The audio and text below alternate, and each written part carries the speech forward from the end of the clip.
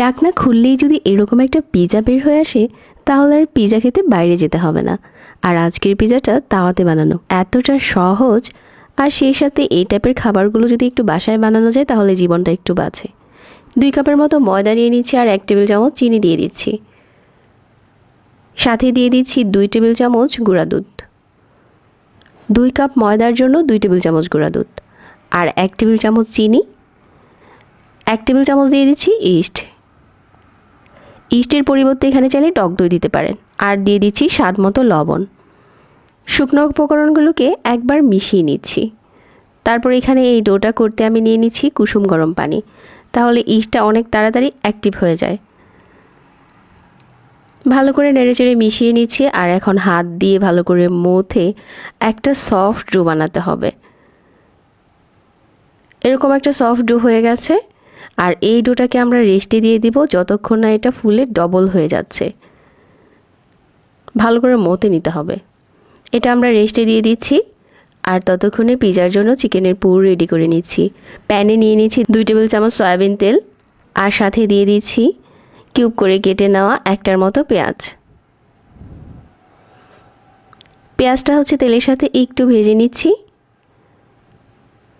তারপর এখানে দিয়ে দিচ্ছি 1 চা চামচ আদা রসুন বাটা।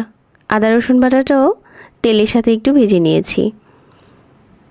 আর এখন লম্বা লম্বা করে স্লাইস করে নেওয়া চিকেন দিয়ে দিচ্ছি। আর দিয়ে দিচ্ছি 1 চা চামচ সয়া সস, 1 চা চামচ লাল মরিচের গুঁড়া, 1/4 চা চামচ গোলমরিচের গুঁড়া, স্বাদ মতো লবণ। এই সবগুলো উপকরণের সাথে চিকেনটা ভালো করে ভেজে নিচ্ছি।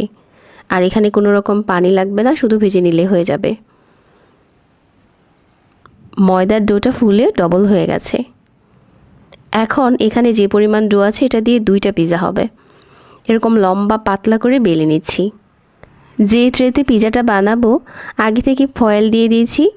ফয়েল হাতের কাছে না থাকলে এটা এমনিতেও স্টিলের কোনো প্লেটেও বানানো যাবে। সাইডটা একটু এরকম করে চেপে দিয়ে কাঁটা চামচ দিয়ে উপরটাতে কেচে দিচ্ছি। ঝটপট করার জন্য আমি এখানে নিয়ে নিচ্ছি টমেটো সস। তবে চাইলে এখানে পিৎজা সসটা দিতে পারেন। পিৎজা সসের উপরে একটা রেসিপি আমি আগে থেকে দিয়েছি, ওইটা দেখে নিতে পারেন। এখন দিয়ে দিচ্ছি রান্না করে নেওয়া চিকেন আর দিয়ে দিচ্ছি চিজ। চিজ একটু বেশি করে দিলে খেতে বেশি ভালো লাগে। আর উপরে দিয়ে দিচ্ছি ক্যাপসিকাম। এখন দিয়ে দিচ্ছি চিলি ফ্লেক্স, গোলমরিচের গুঁড়া আর কিছু অরিগানো।